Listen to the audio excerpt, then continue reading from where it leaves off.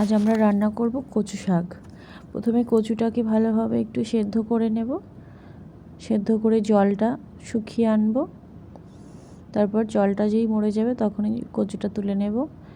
নেওয়ার পর চিংড়ি মাছটাকে ভালোভাবে ভাজা করে নেব।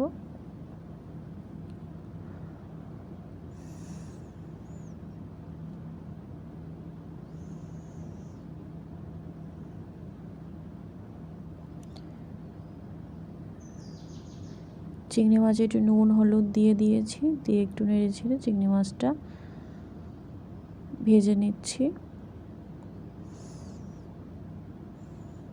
চিংড়ি মাছটা ভাজা হয়ে গেলে তুলে নেব। নিয়ে ফোড়ন দেব শুকনো লঙ্কা তেজপাতা। শুকনো লঙ্কা তেজপাতা ফোড়ন দিয়ে দেব 5 ফোড়ন। এরপর একে একে পেঁয়াজ কুচি লঙ্কা কুচিও দিয়ে দেব।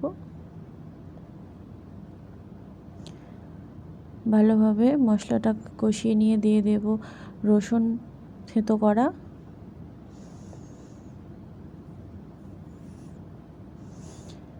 এরপর নুন লঙ্কার গুঁড়ো হলুদের গুঁড়ো দিয়ে মশলাটাকে ভালোভাবে কষিয়ে নিয়ে চিংড়ি মাছগুলো মশলাতে দিয়ে দেব। দিয়ে একটু নেড়ে চেড়ে দিয়ে দেব কচু শাক।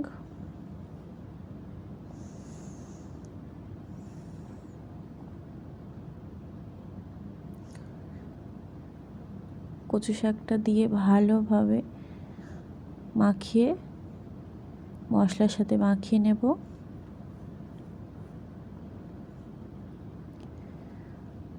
বাকি যে রসটা আছে সেটাও ভালোভাবে আস্তে আস্তে শুকিয়ে নেব।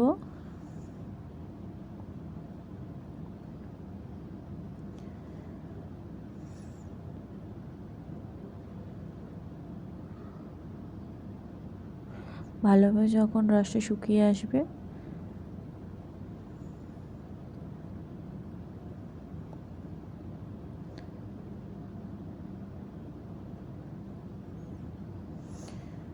তখন দিয়ে দেবো একটু গোলমরিচের গুঁড়ো।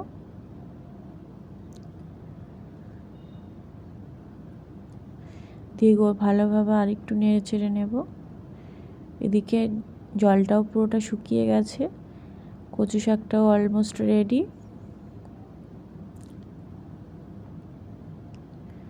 বাড়িতে অবশ্যই একবার বানিয়ে দেখবেন চিংড়ি মাছ দিয়ে কচু শাক, খুব ভালো লাগবে খেতে।